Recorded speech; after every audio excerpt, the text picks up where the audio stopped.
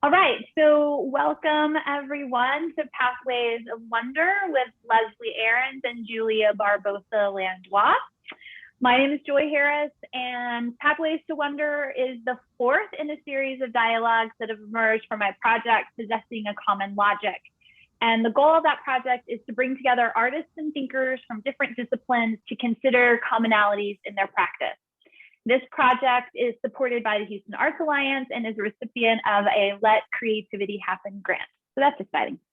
So before we get started, I'm going to go through a few housekeeping items. We will have the chat open, so feel free to engage in that in whatever way you like. We'll be taking questions at the end, so you can put those in the chat. And if there's not very many of us, then we can just sort of open it up at the end. I booked this for 30 minutes. So if we start going over, that's great. We're having a good conversation, but understand that people may need to pop out after 30 minutes. So feel free to do so if you're timing, if that's what you need to do to accommodate your schedule. Let's see, everyone pretty much knows this, but mute your mic, don't forget. And though we'd like to see each and every one of your faces, and I know that I don't like being recorded, which is ironic because I'm hosting this, but feel free to turn off your video if you like, keep it on if you like, whichever way. We're very, very glad that you're here with us today. So with all that in mind, let me introduce you to these great panelists. So first is Leslie. Leslie Aarons is a professor of philosophy at City University of New York at LaGuardia Community College. She specializes in environmental ethics and public philosophy. Her work seeks to engage public audiences in recognizing how discriminatory, human-centered attitudes perpetuate ongoing environmental crises. By rethinking how we think about the natural environment, new pathways can evolve for more inclusive, empathetic relationships with non-human nature. So I'm very excited Leslie's here. Leslie and I know each other through, we met through the American Philosophical Association Public Philosophy Forum, and was really excited to meet her because she is, teaching philosophy, but she actually does philosophy. She doesn't just write about philosophy. So it makes me very happy to see philosophers who philosophize and are trying really hard to engage with the community and have critical and meaningful dialogue. So I am so glad that I got to know you, Leslie, and that you're here with us tonight. Next is the wonderful Julia Barbosa Landois, who's a performance, installation, and video artist based here in Houston. Her work has been exhibited in galleries, museums, and performance festivals in the United States, Latin America, and Europe, and is featured this year at the Holocaust Museum, Houston, and at the Blaffer Art Museum.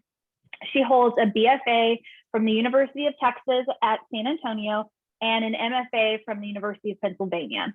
In addition to her studio practice, Julia has worked as a professor of, I can't ever say it,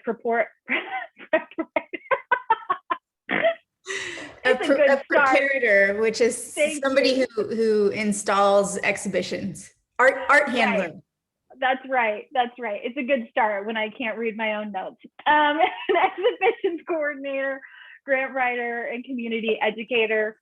So I know Julia because of the performance work that she does here in Houston. And when I guess the first time I saw her do a performance was at CAM, and it was this hysterical sort of satire on 1970s durational work, which I loved. And then I also just grew to love her even more because of the work she did at Experimental Action in 2019, which is this very cheeky play off of sort of yoga culture. I don't know how else to call it, but anyway, I love Julia's work. She has very thoughtful things to say, and she usually does it by making you crack up at the same time, which I appreciate.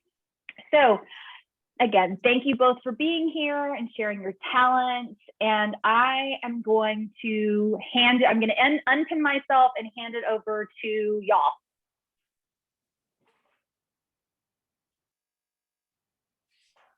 So Julia and I just met and collaborated for this wonderful project. Myself being a philosopher and Julia being an artist, we were kind of collaborating and searching for common material that would be relevant and enriching for our collaboration together. And literally, almost by magic, I was looking for something, and I just recently moved. So more than half my life is in boxes. And when I was looking for one particular thing that we originally spoke about, this little book called The Sense of Wonder, written by Rachel Carson, literally fell in front of me. And I'm like, what's this? And it wound up being the magical tool that we both use to really have an adventure together. Most of you, if you've heard the name Rachel Carson, know her from her famous publication, The Silent Spring. It was published way back in 1962. And during that time, the American public was largely unaware of the connection between synthetic pesticides and the dangerous consequences that it had on the health of any organic living thing on the earth. And in her book, The Silent Spring, she illuminated that connection, especially highlighting the dangers of the synthetic pesticide DDT, which was being used pervasively all over the country. And when she traced it as a biologist and as a conservationist to the horrible damage, the catastrophic damage that it was causing to the environment and beings that exist on our planet, it was one of the first times that you saw public philosophy really at work. The general public was incensed by that. And the pressure on these companies to stop using these synthetic harmful chemicals was so powerful. And just like today, though, those companies were very, very wealthy, and they fought back hard to try to discredit her and that information. But in large part because of Rachel Carson's work, the synthetic chemical DDT was banned in this country, along with a number of other harmful chemicals. So she's one of my heroines as an environmental public philosopher for those reasons.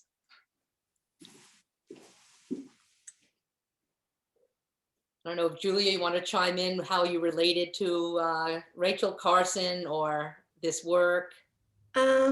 Yeah, we had a couple of passages that were really meaningful to us, and so I will read that in a minute. But what I like about this work is it made me think a lot about Buddhist philosophy and the notion of being present.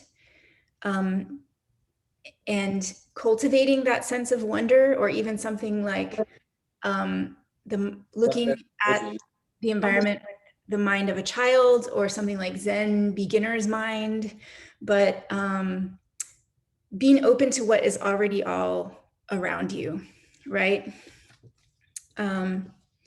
So the subtitle is A Celebration of Nature for Parents and Children, and this book it talks about her walks with her nephew. But it's really, you don't have to interact with children on a regular basis to read it. It's really about all of us being able to approach the world in that way in order to cultivate a better relationship with the non-human world. So I'm going to read a quote that was particularly meaningful for me, and then I'm also going to show you some work that I did that relates. First, I'm actually just going to throw the book up here so that you can see it. Let me share my screen. You know, you think I've done this so many times, but it always still takes me a little while to figure it out.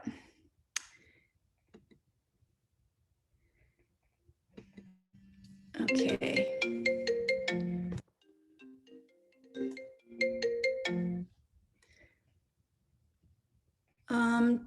joy, I think I can't see my advanced sharing options for optimizing for video.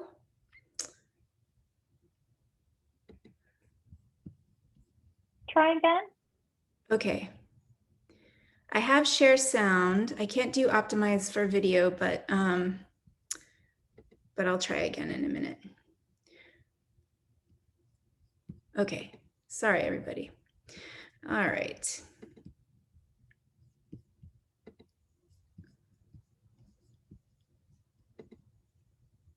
So this is the book that we're talking about. And let me read you this quote. Because as an artist, I really like the scientific information around the environment, the non-human world, and climate change and all of those things. But it's kind of my job to interpret that data and talk about it in a different way. Can you all hear that? I'm so sorry.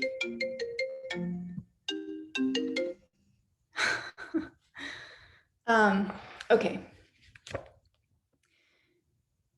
I sincerely believe that for the child and for the parent seeking to guide him, or the adult, it is not half so important to know as to feel.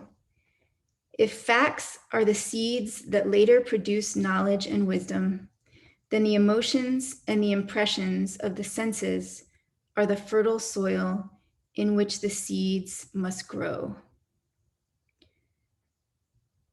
And what that says to me is that beyond learning the facts about the other forms of life that we share the planet with, it's about our relationship with them and having an emotional connection so that we foster right relationship. I wanted to show you some other artists really fast that I like that kind of talk about this stuff in their work. This is Ana Mendieta, and I'll go back to her in a second. This is Andy Goldsworthy. Both of them did work or do work in the environment, but it's made out of natural materials. And most important for me, it's also ephemeral, which is speaking to the nature of life itself. And so I feel like there's this bedrock of absolute truth there to these works. And you can see photographs of them, but really it's about being in the landscape and experiencing in real time. Leslie, before I show my video, do you want to talk about the book a little bit more, or should I go? No, go for it. Okay. All right. So what I'm going to show you is this video I made called Sidesteps Purslane. I made it this year, and it incorporates live footage as well as cut paper animation. And I was talking to someone about it recently, and they said, you know, it's about a plant, but it's really about a feeling. And that connected me back to that Rachel Carson passage. So when you see this, it's about the feeling that is evoked by seeing this plant every day. And I can talk about it a little more after that too.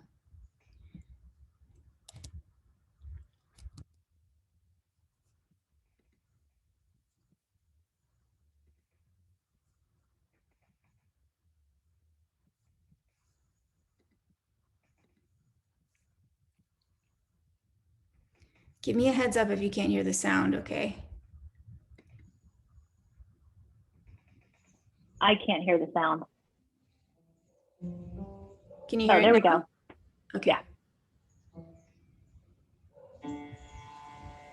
Pink-stemmed survivor, sun-parched and spreading, in sidewalk cracks and overgrown corners, forgotten succulent, reviled weed, nudging concrete aside, invisible until you see it at every step, returning our footpaths to joint ownership? No, no ownership. Crunchy, wet, sour, or crushed underfoot, offers itself when no one is watching. Well, no one around here. Purslane, verdolagas, fat weed, little hogweed, portulaca oleracea. I learned your name and suddenly you were everywhere, setting the ground for others not yet strong enough to grow alone, breaking hard soil to bring up moisture, invading the neat, artificial, and vainglorious lawn. When did these natives become invasive? Purslane is persistent. Tracks along the ground, hides in the grass, evades the mower, makes itself small, like the silent sibling who never gets hit. The few loud and proud ones get ripped at the roots, stomped, poisoned, and still they spread seed. Kicked to the curb, acid flesh flourish, feeding generations, contracting wounds. Your yellow blooms whisper as my feet almost miss. Keep going. Keep going.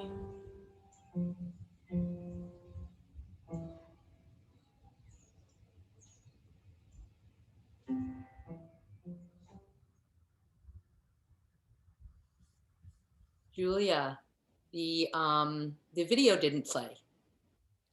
Why didn't anybody tell me? I was trying to chat.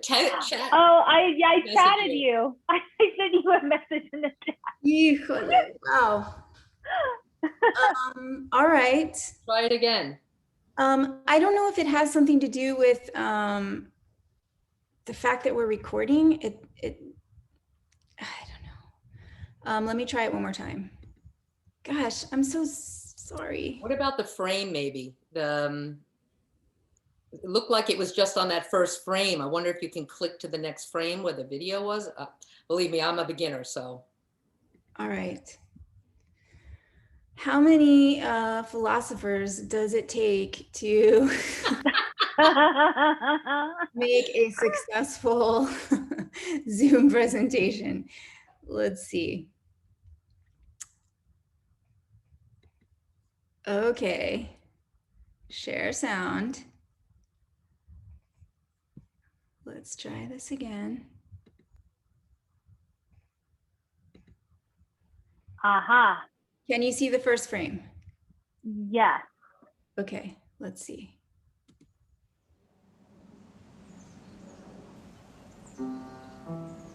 Yes.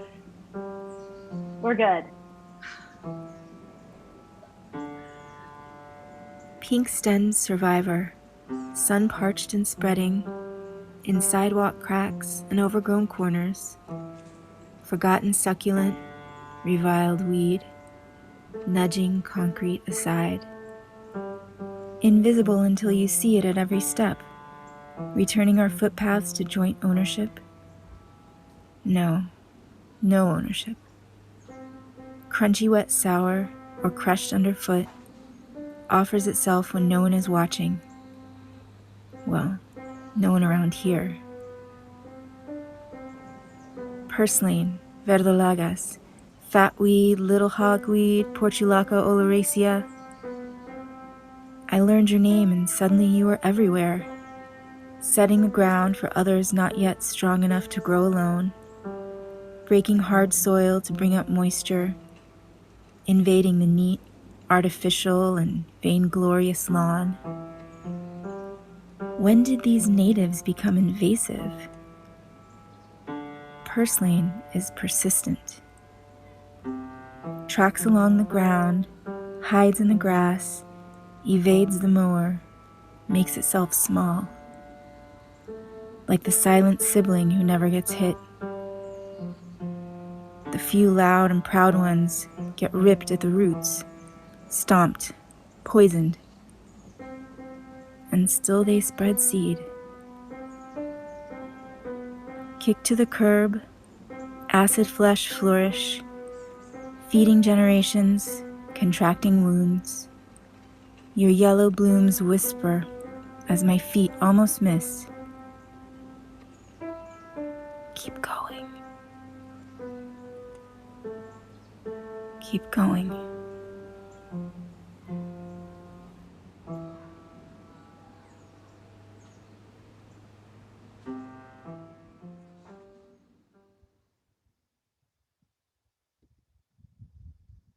There you go.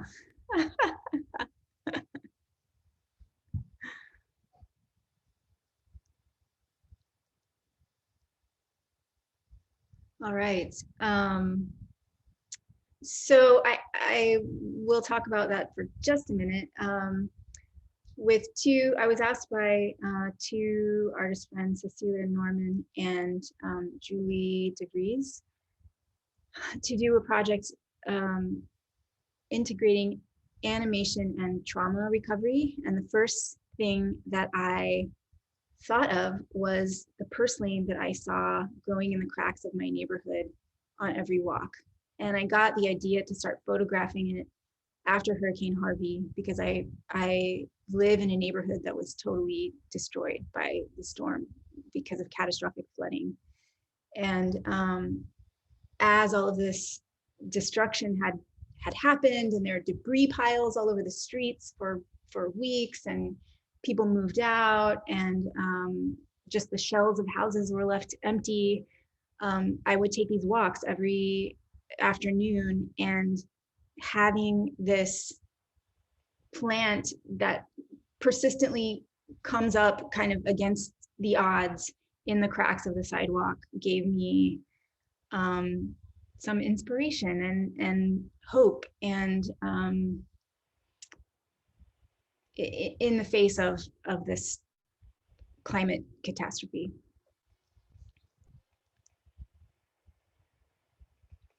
You want to take it away, Leslie? Sure. Right. Let's see what disasters will befall me now.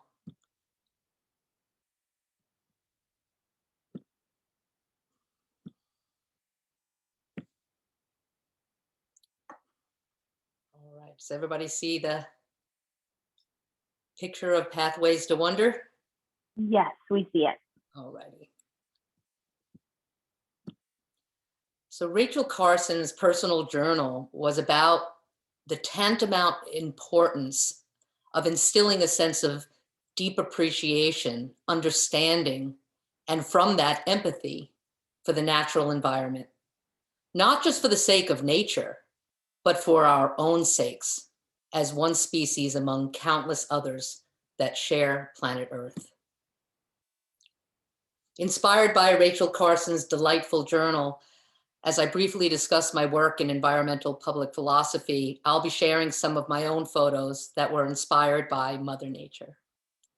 Would you be surprised if I told you that many environmental philosophers, like myself, contend that a significant cause of global climate change, as well as the still too popular climate denial, is caused by human prejudice? Much like racism and sexism, contemporary philosopher Peter Singer speaks about a very dangerous and pervasive form of discrimination he calls speciesism. Speciesism is entrenched in Western civilization.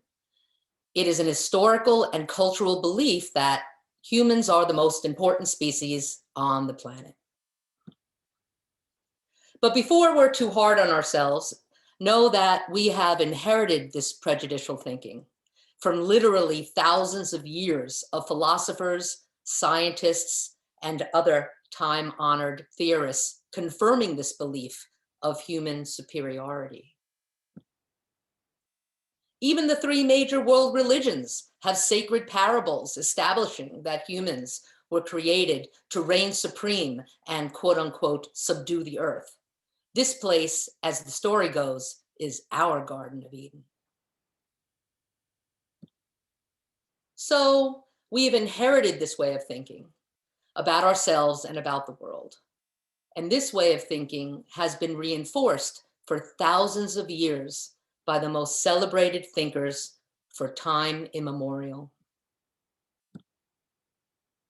So being an advocate for the environment and other beings that share this planet has its unique challenges.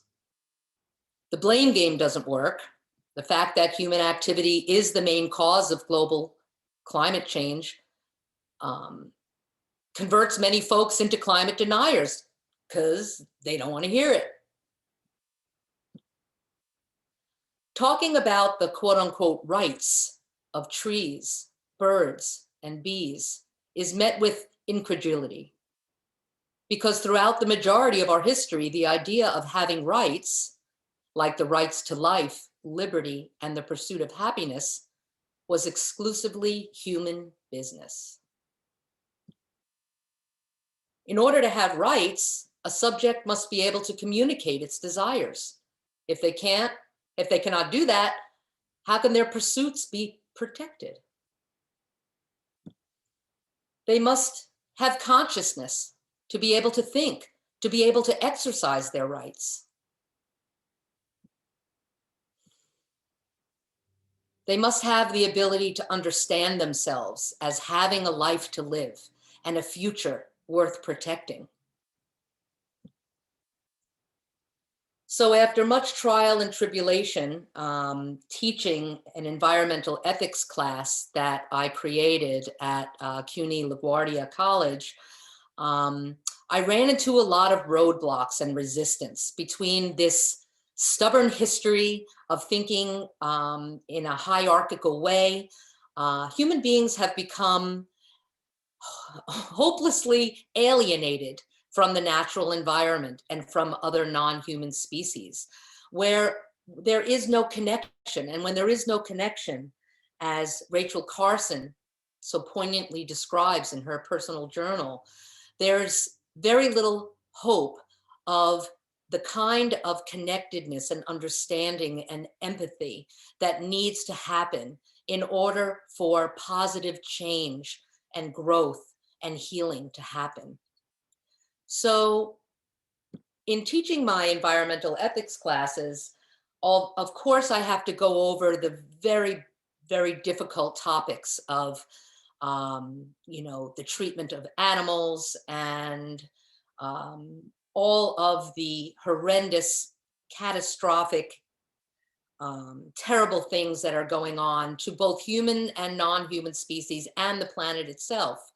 But where I really found that I made progress and found hope was when I had students prepare a presentation of their own, an interactive presentation, where they selected the subject, they selected the topic, and they made a presentation that not only had to show the plight of the subject of their presentation, but they had to also suggest ways to help heal, to get around it, to stop it from happening.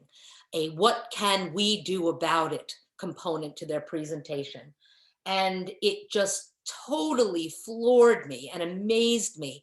And there I found the message that Rachel Carson is talking about in her book, The Sense of Wonder, that in order to get people to become stewards for the planet, to be able to understand that all living things deserve to be treated well and deserve to live their life, even if that life is to pollinate and procreate itself, that's a right of every living organic thing on this planet, including the mountains and waterways and soils and air. So I wanted to end my little presentation by reading one of my favorite excerpts from Rachel Carson's book.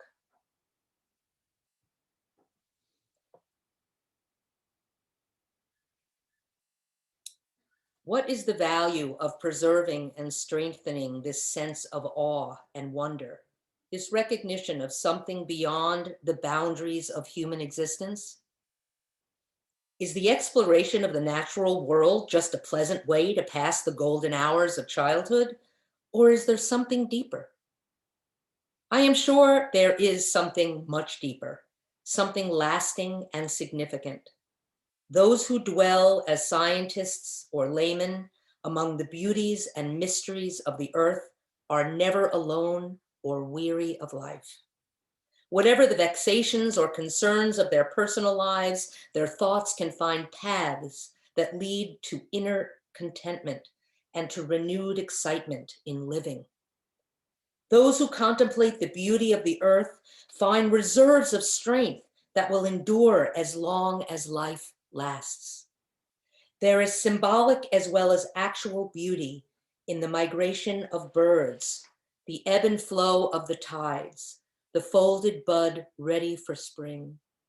There is something infinitely healing in the repeated refrains of nature, the assurance that dawn comes after night and spring after winter.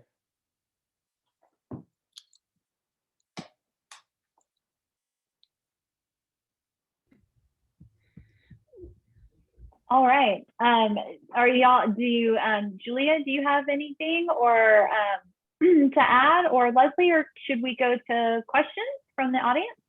I just wanted to qualify really fast the royal we, because I don't know if all humans are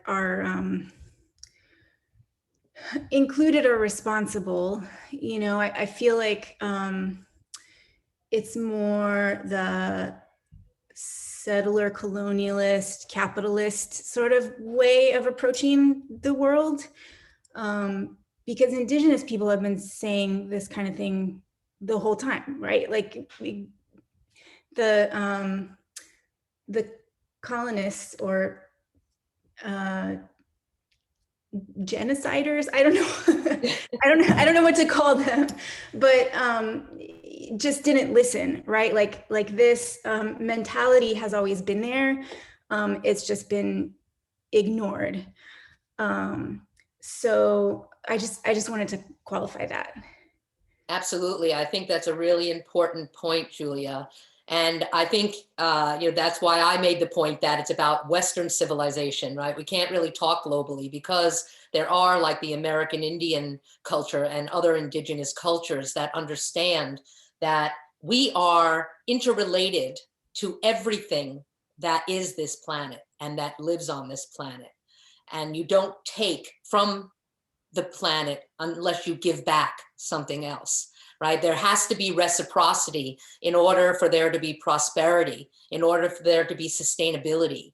And it really is the kind of Anglo-Western civilization that prioritized industrialization and progress and thought that progress was made by building it bigger and better and subduing the earth. They really took it to the last mile, right? And that's a very important point. So I like that point as well, because there's hope. Just like in your beautiful work of art, there's hope in seeing that there are human cultures, there are human beings that realize what's at stake and beauty and the responsibility that we have living here. And also this, there's this idea of domination, but also separateness.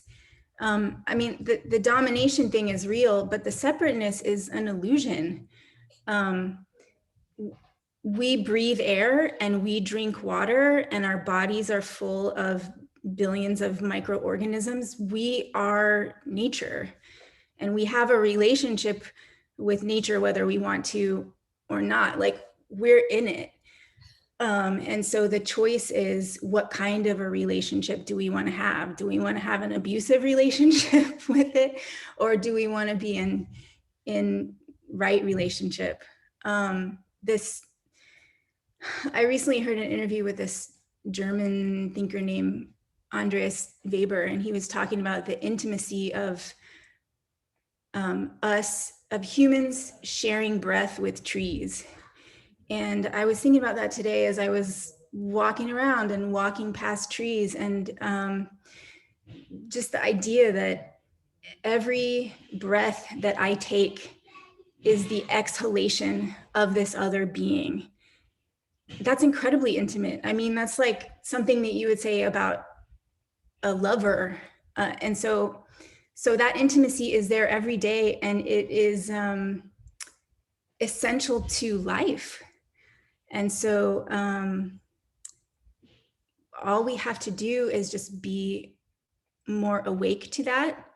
And then that maybe can spur more action when people consider that relationship that we already have, but that we just need to conduct differently. There have been some lovely comments in the chat. I don't know, there's a very small group of us. Does anyone want to chime in? I was looking at Neil's comment because it's the first that shows up here because it's at the bottom. Are these quotes from a text, Neil, or did you want to, I don't mean to put you on the spot. You certainly don't have to respond to the group, but I wanted to give you the opportunity if you'd like to. No, they're not quotes that I can attribute to any one person. Do you hear my neighbor's dogs? Perfect. It is the sound of nature. Sort of. And but I mean, those are things I've heard people say over and over. The land was empty. There was, or else the people who are here weren't doing anything with the land. And I'm learning way late in my life that those are just lies. You know?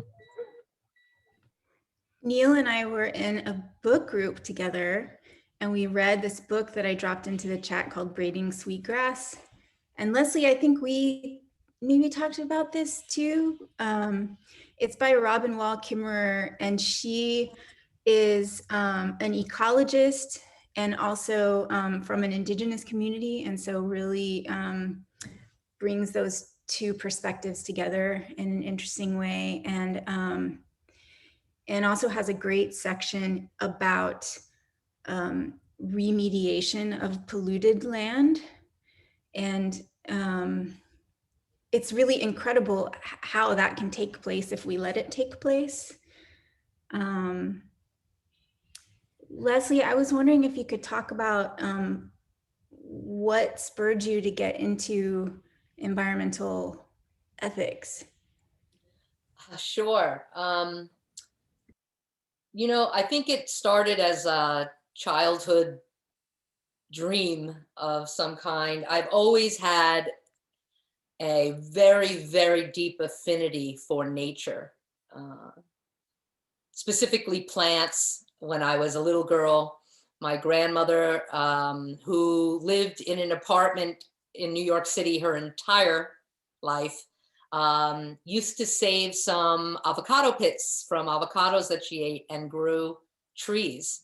And ever since I was in like the 2nd or 3rd grade, I too, still to this day, save my pits. And I actually have to pick and choose because I'd have a forest if I would plant every single one. But ever since I was very young, I had this special affinity and attention for non-human life and plants. And growing up into my adult years to this day, I run into so many people that speak about,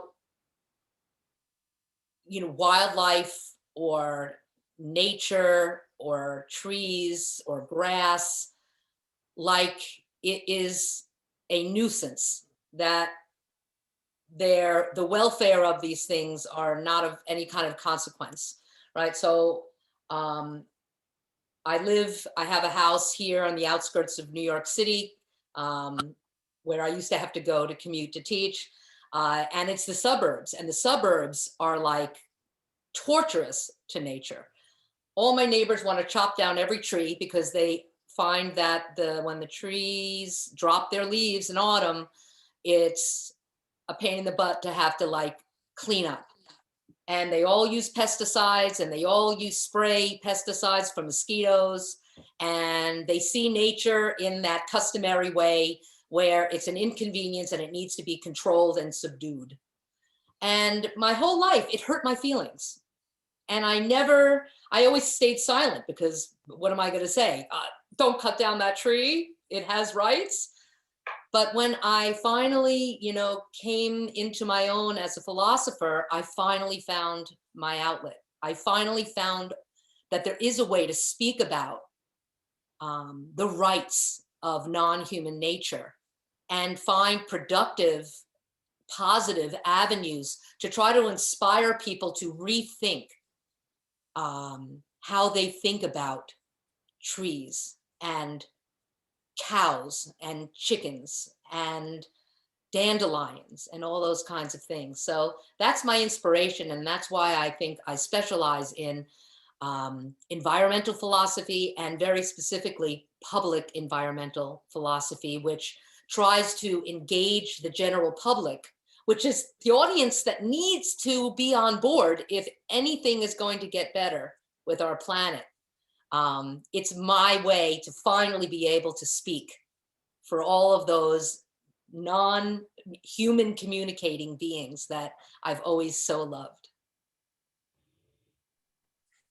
I want to hop in here if I can, because you're talking about words. And when I was thinking about y'all's presentation, what's interesting is that we're all kind of grasping at what we're trying to get at when we talk about nature, right? So we typically, if we're thinking about environmentalism from a political point of view, words are very important in the way in which we discuss action and power and all that sort of stuff. And because we were talking about Arendt before, and Tio's on the line, oftentimes we associate words with political action. So we have a tradition now of more contemporary feminists and queer theorists who say politics don't necessarily have to have words. Like there can be silent gestures that are very powerful.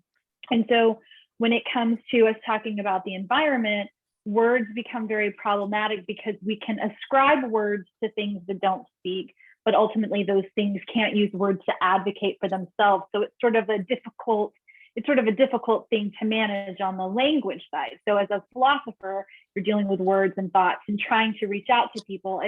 The words become difficult. And so I was thinking about that in conjunction with what Julia said earlier, with someone was looking at the video and said it was about a feeling. Did you say that, Julia? Something about it being a feeling. And so I really like this juxtaposition about Julia's work being this sort of feeling that's grasping at what the natural world is trying to share, and that Leslie's work is grasping, like using these words to try to describe and sort of describe the world and to hold us accountable for it. And yet at the same time, with all of these, both feelings and with words, we're still not quite getting there, which makes it a interesting conversation, and why it makes it even more important for us to have interdisciplinary conversations about environmentalism, because it is something that is around us all the time. There is no separation, as Julia was saying, but we are still at the same time grasping to understand it, grasping to sort of formulate a relationship with it, a functional relationship maybe with it. And so I'm very glad to see sort of these two pieces come together, because it demonstrates there's a lot to say, but that how difficult it is to say it or to express it. We're a little bit over on time. Does anyone have any other comments or questions that they would like to share with the group? So this is Karen. I really enjoyed it. I need to tell you that I was very selfish about this because I needed a break from, I run an organization for the last 30 years. The name of the organization is Huntington Breast Cancer, but our campaign has been Prevention is the Cure. So when we were founded 30 years ago, we were sort of the bad girls of breast cancer. We weren't seeking cure. We were seeking, oh my God, I brought this into my family, my children at the time, and now my grandkids. So we definitely do tend, even to this day, my group is extremely active, working with middle and high school kids and researchers around the country, that we compartmentalize. So we have a program called the Student and Scientist Environmental Program. And the students, of which there are about 60 that have come and gone over the last 20 some odd years, some of them, most of them went into the field of environment, whether or not they were physicians that now are looking at the environment and health, social determinants of health, social equity. You know, what does your house look like? What did your nursery look like? But we tend, even today, to compartmentalize. So when we go to school administrators across Long Island and we say, we want, this is a criteria that we want you to bring us students, and we'll run a full summer program for them. And we're going to give them access to any kind of research that's looking at environmental health and its connection with hormonally driven diseases. You know, so we're talking about endocrine disruptors. What, I'll get to the point. What do we get even 25 years later? We get the STEM directors and we get the superintendents, the principals, giving us the best that they have in science and the best that they have in math. When we bully our way in to the arts, the art teachers, they want to get their students involved.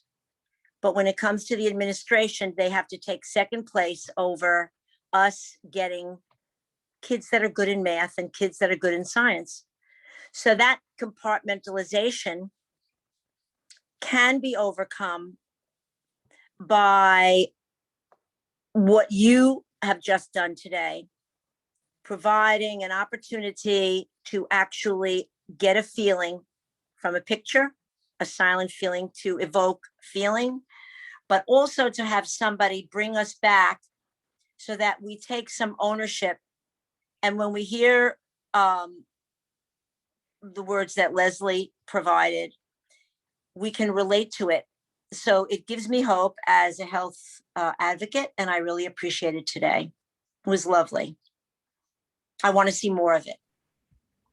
As a matter of fact, if it's recorded, you might consider, I would like to share it with the superintendents and some people that I know. And my wheelhouse is environmental health. So it would be safe. So if it's being recorded, we'd love to contemplate how I could share it. Yeah, Thanks. no, it has been recorded, and I'll upload it onto YouTube. So I will get it. If you want to put your email in the chat, I'll grab your email and send it to you. Thank you. That's very nice. Anyone else have comments or thoughts that they'd like to share with the group?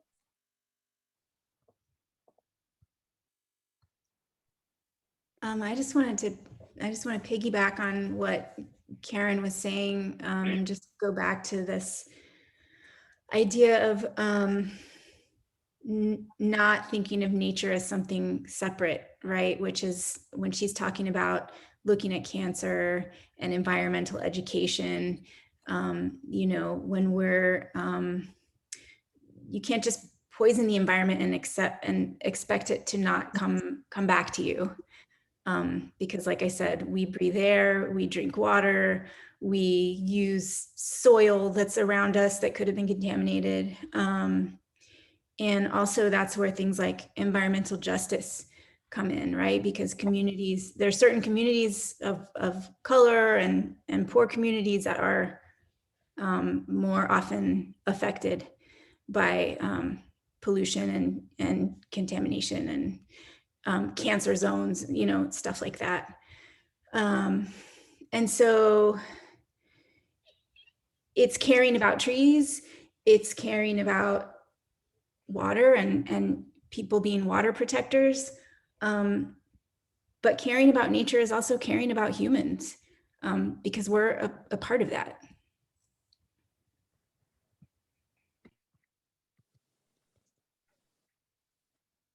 Okay, I think that that's the perfect way to end, right? That was beautiful. Yeah, Leslie's saying yes. Okay, great. Well, thank you. Thank you, Julia and Leslie, for this and for sharing your work. That's very, very inspiring and encouraging. I guess I want to just plug the next iteration of this series is a performance called Order of Flow. It's a live performance, but we'll also be recording it and sharing it through YouTube. But it's May 15th at 7:30 for those of you who are in Houston. So it'll be in a backyard in Montrose. At any rate, it is a collaboration between Maggie Malady, who is getting his PhD in philosophy at the University of North Texas. So he's collaborating with Rivka French, who's a local choreographer, and the project is called Order of Flow. So it's a queer-focused interdisciplinary work. It also includes sound work and installation. I think we're going to have about six or seven performers. So I'm really excited to see some real performance in a safe, socially distanced way. I think some people here, I think there are lots of people who are ready to start seeing stuff with real bodies. So it's lovely to see you all virtually. And I hope that I get to meet each of you in real life very soon. Thank you for sharing your time. And I hope you have a great rest of your night. Thank you.